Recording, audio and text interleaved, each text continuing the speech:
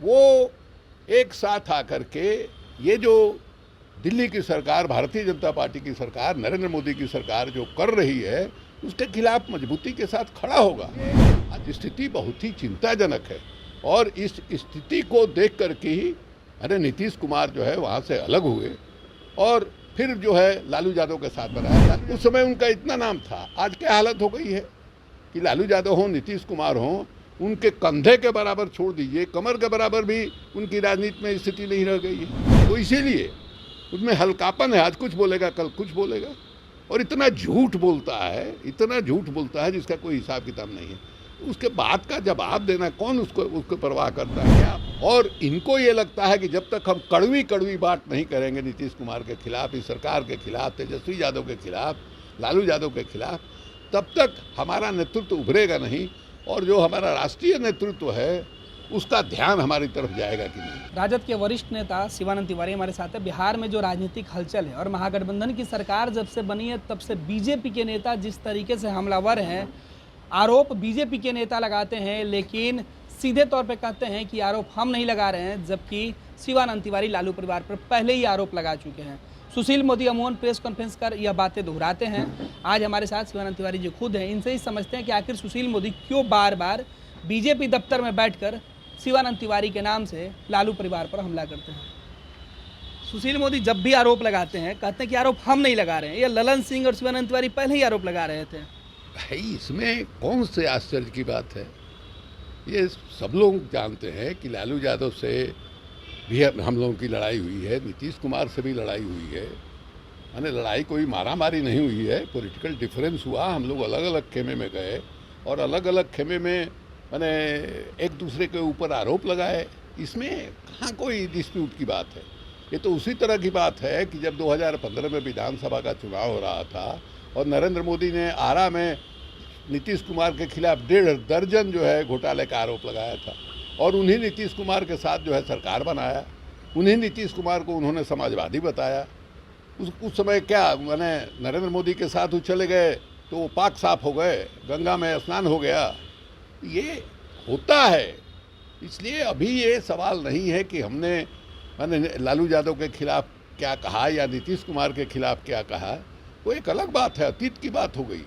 अब वर्तमान जो चुनौती है देश के सामने, वो चुनौती इतना गंभीर है कि जो भी देश के प्रति, संविधान के प्रति, लोकतंत्र के प्रति माने जिसको भी माने कमिटमेंट होगा, निष्ठा होगी, वो एक साथ आकर के ये जो दिल्ली की सरकार, भारतीय जनता पार्टी की सरकार, नरेंद्र मोदी की सरकार जो कर रही है उसके खिलाफ मजबूती के साथ खड़ा होगा। आज इसका वक्त है। अतीत में किसने क्या कहा? अतीत में हम ही लोग कांग्रेस के खिलाफ लड़े थे, इमरजेंसी का हम लोगों ने विरोध किया था, हम लोग जेल में गए थे। तो उस समय कांग्रेस जो है वही सर्वशक्तिमान पार्टी थी, दिल्ली से लेकर राज्यों तक उसकी सरकार जो है थी, तो उसके खिलाफ लड़ना जरूरी था। आज जो है कांग्रेस की स्थिति क्या हो गई है और उसके मुकाबले देख लीजिए कि इन लोगों की स्थिति क्या हो गई है। जिस ढंग से आप जो है हिंदू मुस्लिम करके आप डिवाइड कर रहे हैं देश में, जिस तरह से अंग्रेजों ने लड़ाया, बांटो और राज करो वाली स्थिति वही है। 22 करोड़ आबादी को आप सीधे माने छांट दे रहे हैं कि नहीं साहब देश के ये नागरिक नहीं है। आप जो है जिस ढंग से माने एक एक संस्थाओं का, लोकतांत्रिक संस्थाओं का धज्जी उड़ा रहे हैं, उसे लोकतंत्र ही खतरे में है। लोकतंत्र के खतरा होने का क्या मतलब है कि इतने दिनों तक लोकतंत्र की वजह से जो गरीब गुरबा है, जो पिछड़े हैं, जो दलित हैं, अति पिछड़े हैं, उनको जो एक स्पेस मिला है, सामाजिक एक स्थान मिला है, अब उनके यहाँ भी जाकर के लोगों को हाथ जोड़ी करना पड़ता है। आज क्या स्थिति है आप देख लीजिए। कट्टरवाद बढ़ा है, जातीय कट्टरवाद, धार्मिक कट्टरवाद जो है बढ़ा है, जगह जगह जो है दलितों के ऊपर हमला हो रहा है।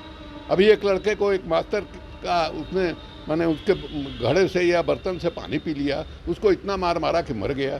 कोई एक जगह की घटना नहीं है, कई जगहों पर इस तरह की घटना हो रही है। तो ये स्थिति बहुत ही चिंताजनक है और इस स्थिति को देख करके ही नीतीश कुमार जो है वहाँ से अलग हुए और फिर जो है लालू यादव के साथ बनाया। लालू यादव ने क्या नहीं कहा था नीतीश कुमार के बारे में, फिर क्यों आए साथ में?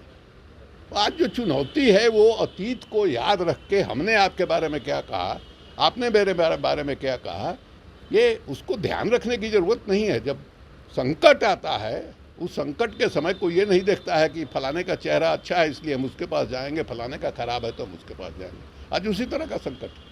और सुशील मोदी को तो बोलने की आदत है। देखिए, सुशील मोदी को लंबे समय से हम जानते हैं।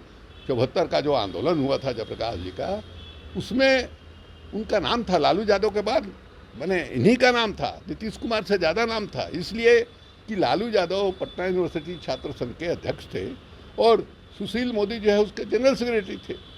और जयप्रकाश जी को पटना यूनिवर्सिटी में बुलाना, फिर छात्र नेताओं का सम्मेलन करना, पटना यूनिवर्सिटी ने ही पहल किया था। उस समय उनका इतना नाम था। आज क्या हालत हो गई है कि लालू यादव हों, नीतीश कुमार हों, उनके कंधे के बराबर छोड़ दीजिए, कमर के बराबर भी उनकी राजनीति में स्थिति नहीं रह गई है। वो इसीलिए उसमें हल्कापन है, आज कुछ बोलेगा कल कुछ बोलेगा, और इतना झूठ बोलता है जिसका कोई हिसाब किताब नहीं है। उसके बाद का जवाब देना कौन उसको परवाह करता है? क्या ये है, यहाँ से उनको हटाया, मन में आसरा लेके गए कि दिल्ली हम जाएंगे, इतना दिन बिहार में हम फाइनेंस मिनिस्टर रहे, हमको फाइनेंस मिनिस्ट्री मिलेगी। निर्मला सीतारमन से कायदे से चल नहीं रहा। इनके समर्थक लोग यही बात करते थे। वहाँ क्या हो गया? तो एक ज़माने में उन्होंने भी नीतीश कुमार पर आरोप लगाया था, जिस समय नीतीश कुमार अलग हुए थे 2015 के आसपास।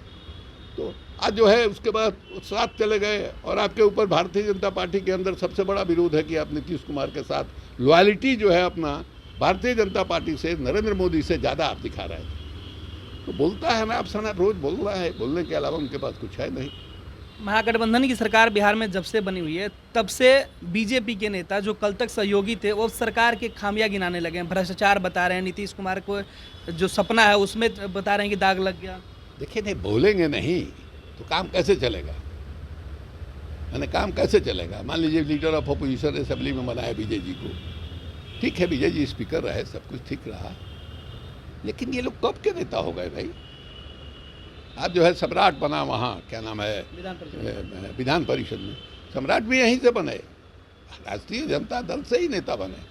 तो उनके पार्टी में मान लीजिए कि जो पहली पीढ़ी थी, जिसमें सुशील थे, नंदकिशोर थे, प्रेम कुमार जी थे और लोग थे, जो 74 के आंदोलन के समय से निकले। नंदकिशोर हमारे साथ जेल में रहा है फुलवारी शरीफ में, सुशील हमारे साथ जेल में रहा है, 3 महीना 3.5 महीना जेल में रहा है।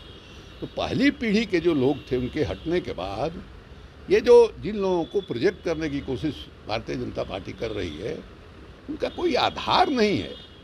और इनको ये लगता है कि जब तक हम कड़वी कड़वी बात नहीं करेंगे नीतीश कुमार के खिलाफ, इस सरकार के खिलाफ, तेजस्वी यादव के खिलाफ, लालू यादव के खिलाफ, तब तक हमारा नेतृत्व उभरेगा नहीं, और जो हमारा राष्ट्रीय नेतृत्व है उसका ध्यान हमारी तरफ जाएगा कि नहीं। तो ये स्वाभाविक है, इसलिए लोग बोल रहे हैं।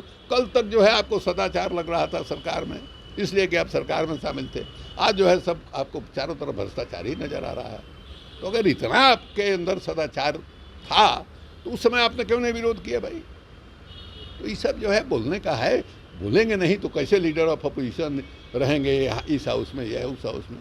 तो वो साबित करने के लिए कि हम लीडर ऑफ अपोजिशन हैं, और दिल्ली का जो आला कमान है उसने हमको बनाया है, तो जिस लिए बनाया है उसको भी देख रहा है, हमको परख रहा है, उसको वो एक एग्जामिनेशन मान के हल्ला कर रहे हैं। इसलिए कोई खास बात नहीं है। लेकिन निशाने पर आरजेडी कोटाही के जो मंत्री हैं वो क्यों रहते हैं?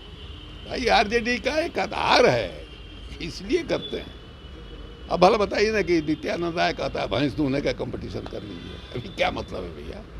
अरे तुम स्टेट मिनिस्टर होम हो, इतना बड़ा देश है, इस देश में लॉ एंड ऑर्डर ठीक रहे, देश में एकता बनी रही, ये तुमको देखना है। अब तुम कह रहे हो कि हम दूध दुहेंगे तो कहाँ के लिए गए हो मिनिस्टर करने? यही काम करो। ऐसे ही चलता रहता है। आरजेडी का संगठन चुनाव को लेकर भी तैयारी तेज हो गई है, राष्ट्रीय अध्यक्ष का चुनाव, तमाम चीज़ें हैं। ये सब हो रहा है, ये सब रूटीन काम है, इसमें कोई खास बात नहीं। तो शिवानंद तिवारी थे जो बिहार के वर्तमान हालात पे जिस तरीके से चर्चा कर रहे थे, अमूमन देश की राजनीति पर भी ये अपनी बातें रखते हैं, और बिहार में इन्होंने सीधे तौर पे कहा कि बीजेपी ने जिसको मौका दिया है, अगर वो आरोप नहीं लगाएंगे तो फिर केंद्रीय नेतृत्व को कैसे खुश रख पाएंगे।